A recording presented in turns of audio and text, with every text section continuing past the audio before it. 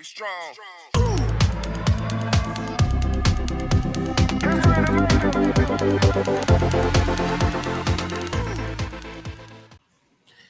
What's up, spies, assassins, and every other profession you can think of? This is the Amateur Otaku podcast.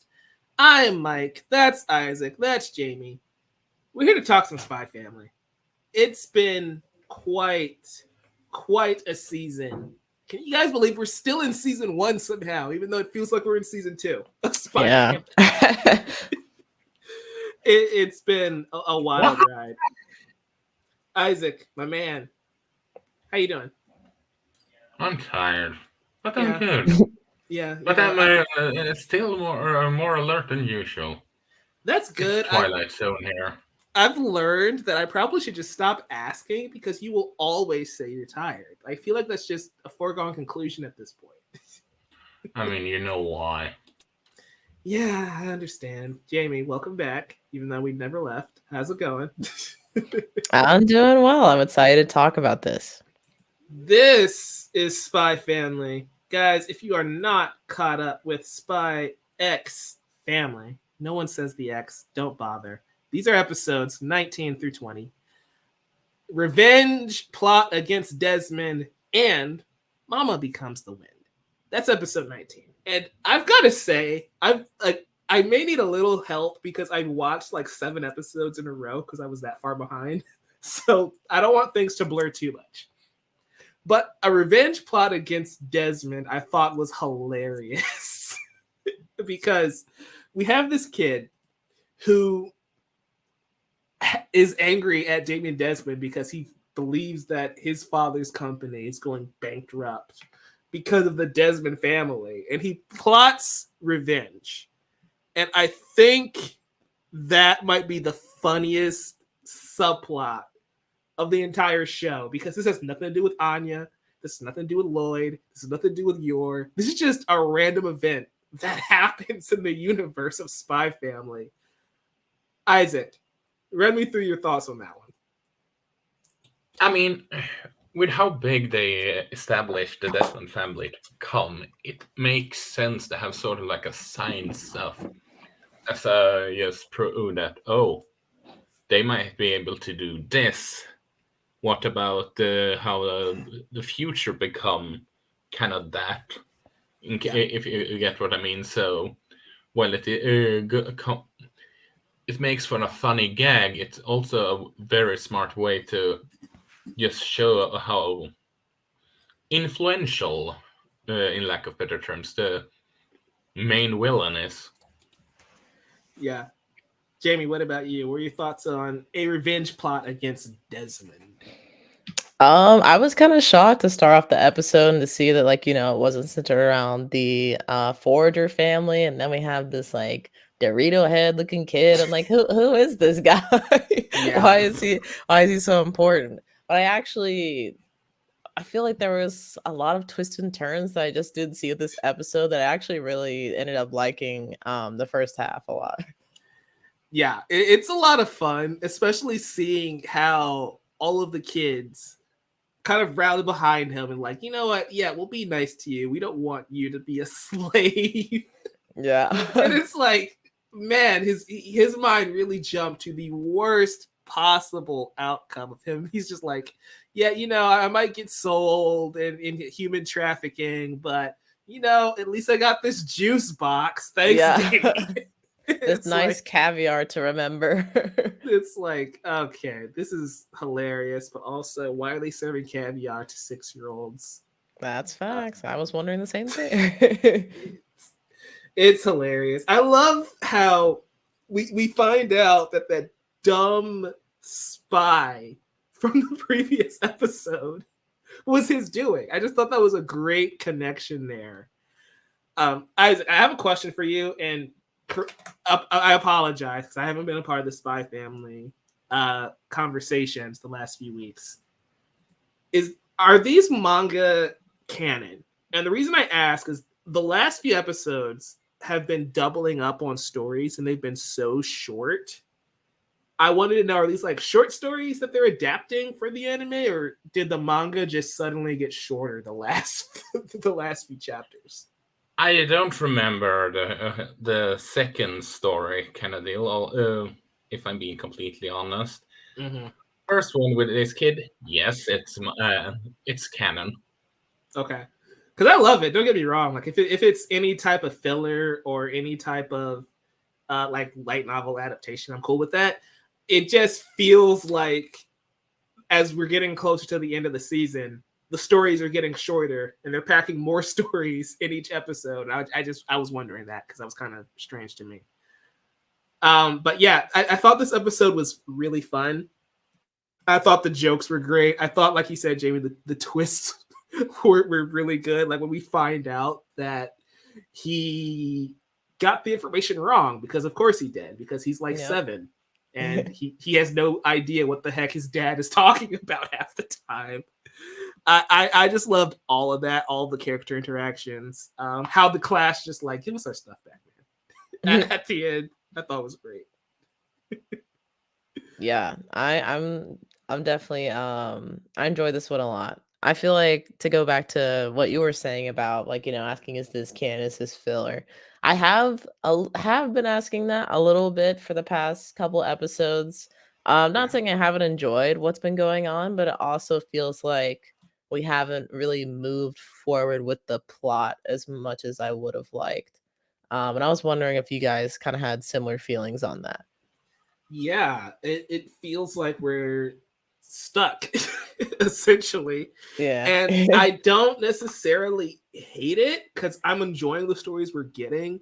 But yeah, we're still trying to get more Stella. We're still trying to get in nice with the second son. And Loid is still going on miscellaneous adventures. And we don't follow a lot, which is kind of frustrating. I wish we could have seen some more assassinations from Mama Yor because we have her think about it. And I've noticed that a lot. We have her like think about it a lot, but we never see her do it. Right. Part of me is kind of wondering, like, since she's been with Loid, has she been assassinating people? Or has it just been, cut off like cold turkey? Yeah, like that episode, I think it was the one before this one, where we see her with like all the cuts on her hand, right? And it's like, I thought that, I'm like, oh great, she got into a fight, and for once she took some damage, because it seems like it's pretty easy for her 99% of the time. So it's like, is there somebody out there who's been giving your trouble? And it's like, no, it's a cooking episode, which was fun. It was cute, but again, it doesn't really push. When they wanted people to think that it was just a severed head, but it was her accidentally crushing tomatoes. I laughed my ass off. They adapted that perfectly. It's so good, man. It was so good. But it is one of those things where I'm enjoying what we're getting, but there is that nagging thing in the back of my mind where I'm like, why aren't we progressing the story forward much? Isak, are you feeling the same way? I don't know how to put it, considering I read the manga in comparison to you guys. I mean, you could have felt this when you were reading the manga. You could feel that when you're watching the show. You still have thoughts. Like, did the manga have this kind of break? There is, they have sort of a kind of like break. There is, I'm not gonna go in talks 100%, but there is with the way you're talking, you're going to love a specific arc that should be starting in season 2 with how they are doing. Classic manga reader. Just wait, bro. Trust me. It gets real good next season. Love to see it.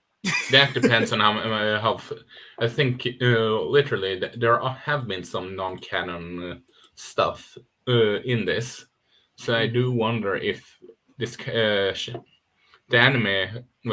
manga currently only has 71 chapters. So I do wonder if they are kind of slowing it down. So I have to ask you this. how many chapters roughly do you think they've adapted thus far out of the 71? Let me see here. Just I have Manga Plus up just to check. So while you I'll give you a second to check that, and we'll keep talking. We'll move on to the second part of this episode, right? Which was Mama becomes the wind. Which that's one I'm fairly certain isn't canon, but go on. Okay, I kind of thought this one was cute. It was again an adventure with Yor, but we see that she has a half day. She wants to bring Anya her gym clothes because she believes she forgot them. And breaking into Eden College is apparently hard, but also very easy because we just see people doing it all the time now. Yeah, and that's so a good point. She finally gets it to Anya, and the joke is, oh, they don't have gym today, which I felt like I kind of saw that coming a mile away, right? Because of course, that's the obvious joke you would have at the end of this episode. But Jamie, what were your thoughts on this short? This was a shorter one because I think this one came in like 16 minutes into the episode. Yeah. I also like this one, and I kind of had like similar thoughts. Like you know where this was going at the end, but it was cool to see like a little bit more focus on Yor and Yor trying to make some efforts to be a good mom to Anya. But yeah, it's cute. We had Loid took his wife out to lunch. That's see, cute. that's what I would have wanted to see, is what the date was like. Yeah, those are the moments, and that's why it feels like we're kind of stuck, because I want to see the evolution of their relationships a bit more, because it feels like we've had a bunch of episodes where Yor is like, I'm a terrible mother, I need to do this better.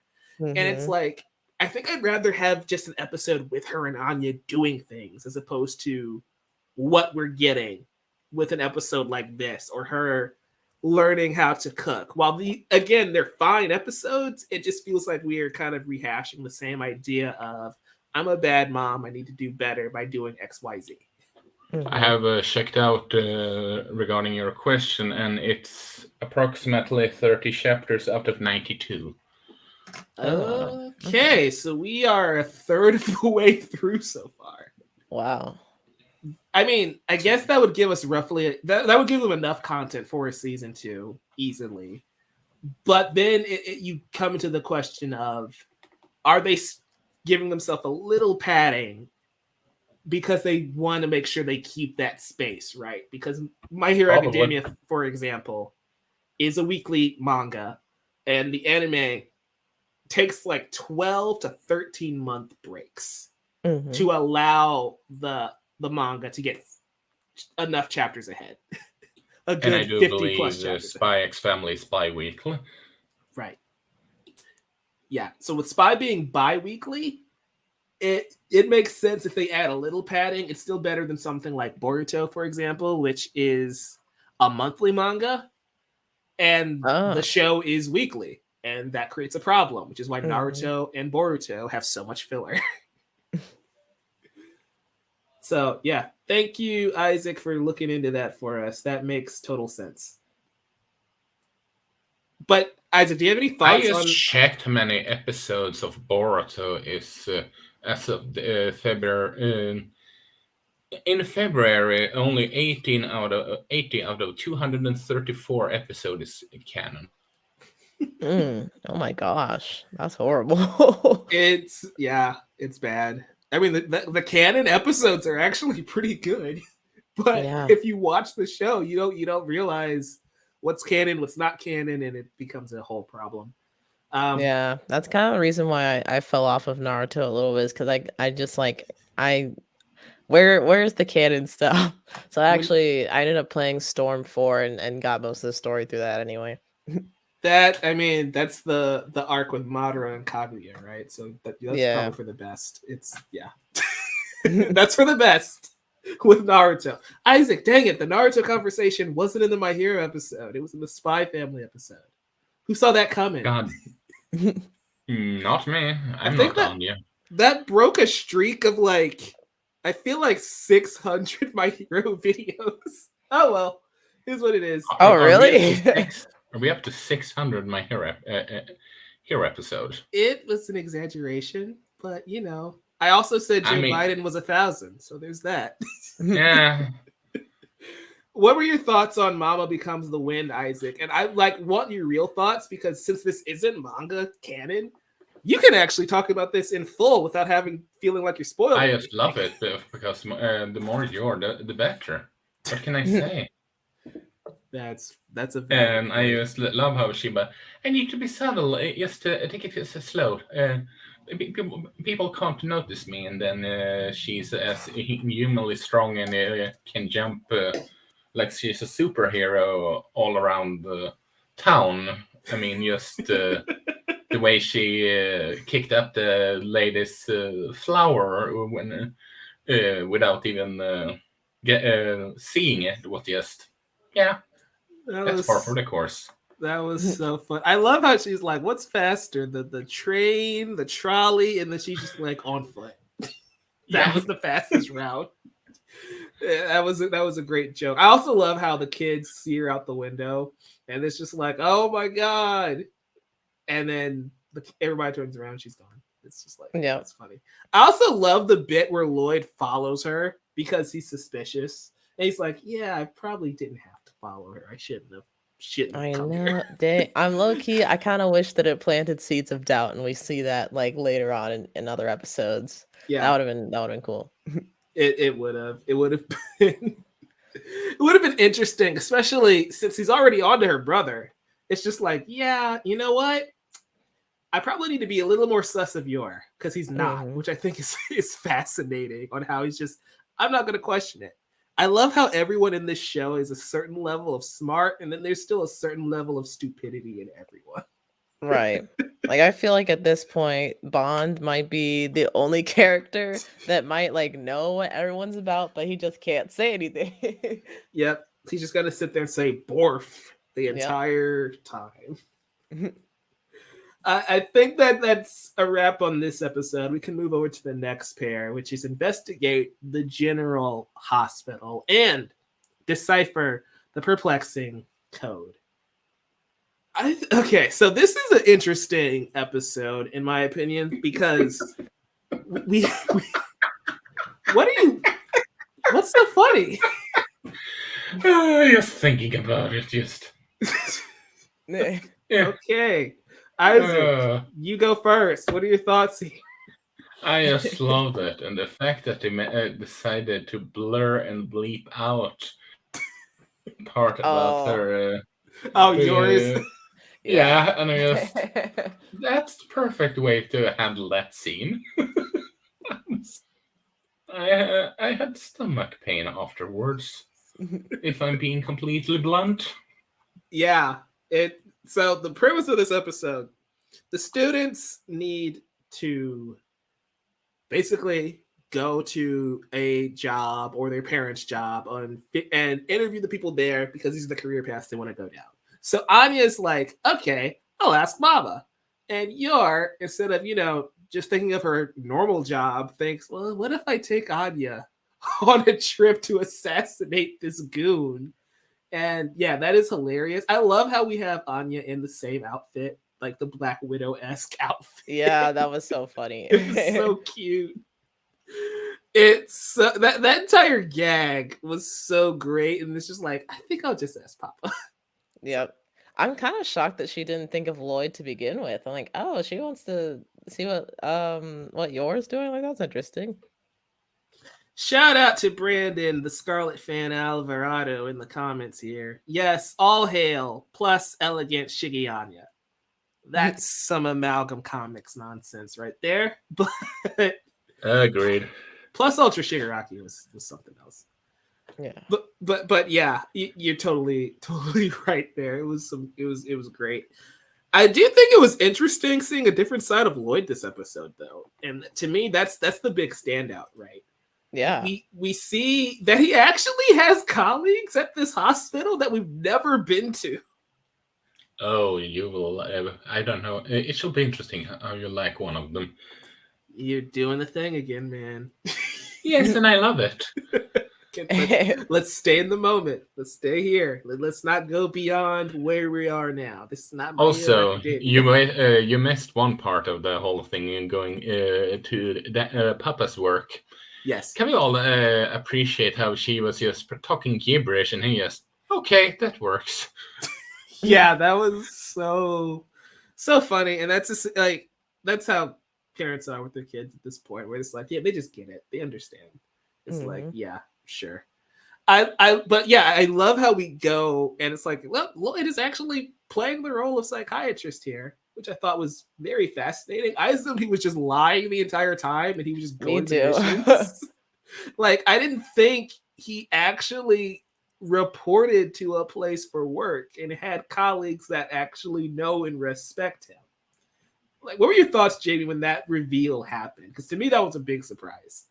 Yeah, I same here. I was very shocked that Loid actually had like a real reputable workplace that he went to and had people that knew him there that weren't spies, or at least so far nobody there is spies. Yeah. And the fact that he actually is like practicing psychiatry in some way and has patients was also kind of a shock to me. So Lloyd's doing more than I give him credit for. I'll say that. It now makes sense on why he's so exhausted all the time. The man's working 2 jobs. He's got to deal with the telepath kid, the assassin wife, and the like the future seeing dog that they still don't know about, which I think is. I love how Anya keeps going to Bond, by the way, and it's like, see the future, and Bond's just like, we're having burgers for dinner. And it's like, yeah, it never works. It just never works. But so we go to the hospital, and he has this Batman-esque bookshelf in his office, which is so funny. You pull the book, the shelf moves, secret door. And Anya, being the inquisitive child that she is, just has to go in there. It's not the funniest part of the episode, but I just love Anya. She's just so adorable, and I love her just snooping around this entire place, like hearing these weird, random conversations, and then having to get back in time before Loid comes back into the room, and she dumps all the toys into the sandbox, and Loid's just like, she's worse than I thought. That was, I thought, a hilarious payoff. Yeah, for sure. I wasn't expecting Anya to just dump all of them. I thought like she might just like pick a few, and she's like, nah, yeah, all of them will do. And the fact that Loid actually internalized that, it's like, oh, like I need to be a better father in this situation. Like I put her under a lot of stress, obviously. That was pretty funny. And I'm curious to see if we'll have any payoffs from that. I hope we do, especially going back to the previous episode where the random guy trying to change Damien's test score turns out to be hired by that one kid. Yeah. It's like it'd be funny if this was a payoff in like an episode or two. Especially since we're coming down to the end of the season. There's only 5 episodes left, right? It's a 25 episode season. We're on episode 20. I'm pretty sure. So yeah, episode 20. So yeah, it'll be interesting to see what the end point is, because again, going back to what we were saying earlier, a lot of the episodes are very one and done. They're very self-contained, episodic in nature. I think that's fine. I'm enjoying it, but I also don't know, what does the season finale of Spy Family look like, since we've never had one. I mean, this isn't a spoiler per se, but this is structured sort of like a spy-centric. You can call it, you know, that stereotypical spy show with a mission of the week kind of deal. It is sort of like structured like that, so it kind of makes sense that it would be able to make it sort of like structured its own general plot while having self-contained stories, if you catch my drift. Yeah, it's very like Batman the Animated Series in a way, right? Where you have things that cross over into the next episode. They're all canon, but you can kind of just jump in and watch a random episode and just enjoy it for what it is. Yeah, my thing is, that's pretty much the manga also. my thing is, for example, the episode where Anya saves Loid, right? She like helps him with that entire bomb thing. I feel like could have been a very solid finale, right? Because Anya saves the day. She saves Papa from dying. She changed that future. Mhm. Do we get something like that as we get towards the end of the season, or is it going to be like if we end an episode and it's you're making dinner for the 1000th time? I don't know how I feel about that being the final episode of the season. I mean, we've had a lot of teases about cooking, both in like a previous episode and also the ending. So maybe to end the season, she actually makes something that's really good. I don't know. And maybe, they go over to Desmond's house and that's what she does. I don't know. I don't know. Yeah. The cooking might work its way back, but it could work. It could work. It could work for sure. I love how Anya just always calls Damien second son. That's just Yeah. a funny bit because Loid said that when they first introduced the character, the second son, Damien Desmond, and she just never let that go. He's just forever second son. We've never met his brother. We got his name dropped a couple episodes ago. I think it said it was Demetrius Desmond. If I read the file right, that had like his test score on it, but we haven't met him yet. I wonder if that's a character. Isak, you don't have to say anything. Don't worry. I wonder if that's a character we meet later on. But yeah, we go to decipher the perplexing code. This was a strange one, in my opinion, because Anya's watching Bondman, and she learns of a special code in the show because spies. And that's the plot of the episode. It's another short story. It's a thing that happens. We ruined Scruffy Head, and he thinks he's gonna meet some woman at the end. It feels like we're kind of getting some of these shorter ones just to pad the time a little bit because the main plot ends around 16 minutes, and we just need something to fill in that final 4-minute stretch. Mm-hmm. What are your thoughts, Jamie, on this one? I thought it was cute. It was all right. I was kind of impressed with Anya, the fact that, she thought, "Oh, let me just ask mom to write these things out." Yeah. Not sure why didn't ask like, "Oh, what's this for?" Like, I don't know. She didn't ask any questions there. She's like, "All right, let me just make this code for you." I was a little sad by the fact that like nobody solved the code but Frankie. Like, dang, her friends didn't want to see what happened, but I guess it kind of worked out in the end for them because Anya slept through her alarm. So She slept through it. Bond just dragged the alarm clock away, which I thought was hilarious. Oh man, that was great. But yeah, it's like nothing happened. Nothing of significance happened. And I don't know how I feel about that. Isak, was this canon? Nope. It kind of felt that way. What were your thoughts on it anyway, man? It was short and cute, but it's just I argue that it was the weakest of the non-canon parts. Gotcha. If that makes any sense. Yeah, it's one of those where there's not much to it. Yeah. It's just, again, she makes a code. Yor just says yes, no questions asked, and Frankie's left alone to dry, like always.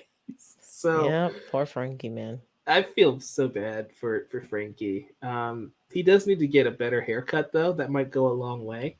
That's just my 2 cents though. I don't know. I feel like it's part of him at this point. If he looked different, I wouldn't recognize him. We wouldn't, but like, if his main goal is to attract a partner, he needs to dress better and get a better haircut. But yeah, I can't argue with you there. I love the subplot of Becky kind of being aware of everything going on with Anya and Damien to where she's like, "Do you like him?" And also, "I'm in love with your dad now." And it's like the entire character development with Becky is just in the background, but it's just so funny to me because it's like I don't know what to expect from her anymore because once she fell in love with Loid, her entire character trajectory just completely changed. I just think that's a funny character beat. No, yeah, you're absolutely right. Like after I don't know, she was enlightened by the fact that there are attractive older men out there. She's like, you know what? I'm grown now. Like I'm I see things that I've never seen before. Oh, jeez. Yeah, it's pretty funny. Isaac, any other thoughts, man, on Spy Family? Any other thoughts on all this filler apparently we've been getting? I mean, it's fun filler. It's not my favorite filler, and I know it's not a character bias, but it's probably been your being subtle kind of deal. But that's just because it feels close, the closest thing to what the author would try and do.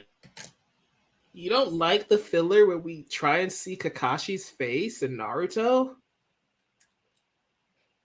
The beach episode in My Hero Academia? Fuck that episode.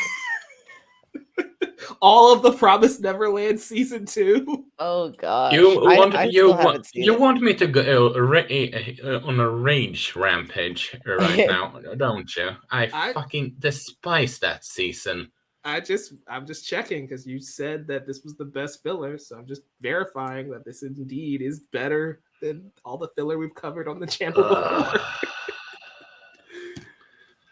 A dream would get if we ever do animes that deserves mangas that deserves an anime reboot. I don't know if I should put that in because it's obvious, or I should try and find something else because it's too obvious of a choice.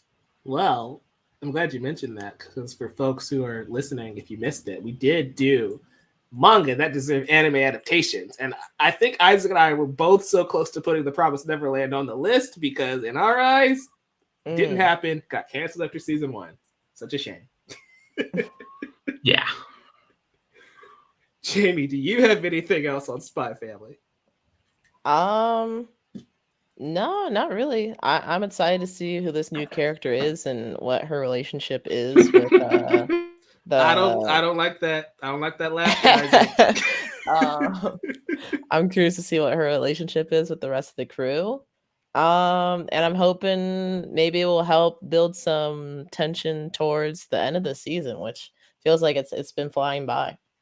Yeah, can't wait to see Fiona Frost introduced. Going off of Isaac's laughter, I can only assume this is another character he wants to step on him. She's certainly something. I don't know if I would like her to step on me, but she's certainly something. Fun fact: her Japanese voice actress is Uraraka. Oh, great. Cool. I mean, I don't remember what Uraraka sounds like because it feels like it's been 5 years since I've heard her speak, but you know. Uraraka gets no love in My Hero Academia anymore. Yeah, it's been a bit. And they're freaking, they don't talk about, well, it's not like they talked about it a lot, but I feel like it's been a while since she's like insinuated like, oh, you know, Deku's cute. I like him. One thing I appreciate about her character is that in season 3, she's like, yeah, I can't let my crush on Deku cloud my judgment when it comes to school, when it comes to all this other stuff. So like, I thought it was very mature of her to say, yeah, I like Deku, but that's not going to be my entire character trait. Yeah, that's not her whole personality, which I do like. But I'm also like a hopeless romantic, so I definitely I need updates. I need updates. Well, let me introduce to you the official ship of My Hero Academia, and of course, that is Bakugo and Izuku Midoriya, because that's the romance that keeps on giving. Oh yeah, you're right about that one. Like the way Deku's like, Kachan, you here to come with me? And he's just like, what? No, I'm not. Shut up, nerd. I'm not here for you. Yeah, it's like, yeah, okay, of course, Bakugo. We know you're homies. We get it. It's adorable. To be continued next week. Bakugo Rising, My Hero Academia. That is Spy Family, though, guys. It's been an awesome stream. If you're watching us live, we got done with manga that deserve anime. We talked some My Hero Academia. We talked Spy Family. If you enjoy what we do here, make sure you subscribe so you don't miss a dang thing. Because guess what? Next week, we're talking Bleach. We're talking Chainsaw Man. Isak and Brandon are going to choose a topic for us to go through. I'm getting caught up on Chainsaw Man because I'm still behind. This show is insane. I didn't expect after the first episode that the main plot was going to be boobs in episode 2. I actually recorded a reaction to that episode. It's going to be up on my channel probably this week. So stay tuned for that. You guys actually wanted to see Chainsaw Man reactions from me. So you'll see my reaction to the entire season, except episode 1. It's fun. A blast. We're covering that next week. Isak, my man, where can people find you? Social media, Twitter, Emblemaniac, written work, Webm Entertainment. Love to see it. Jamie, what about you? You guys can find me on Twitter, YouTube, and Instagram at swiper-art. And everywhere else it would be swiper_prime. Awesome. You guys can find me at Novice Cinephile everywhere. Letterboxd, Twitter, Facebook, The Novice Cinephile on Instagram, Novice Cinephile on YouTube, and of course here at the Amateur Otaku Podcast, where you can find the podcast wherever you listen to podcasts. Spotify, Apple Podcasts, Google Podcast. We're also here on the YouTube channel. You can join us live every single Sunday. Follow us on Twitter at the Amateur Otaku. Follow Brandon at the Scarlet Fan 52. Listen to the chatter after every other week. We got a lot of stuff going on here, guys. It's hard to keep up. I know. It's all linked in the description down below for you all. It's been an awesome week. Happy Thanksgiving. Happy holidays. Until next time, keep watching anime. Peace. Have it awesome. See ya.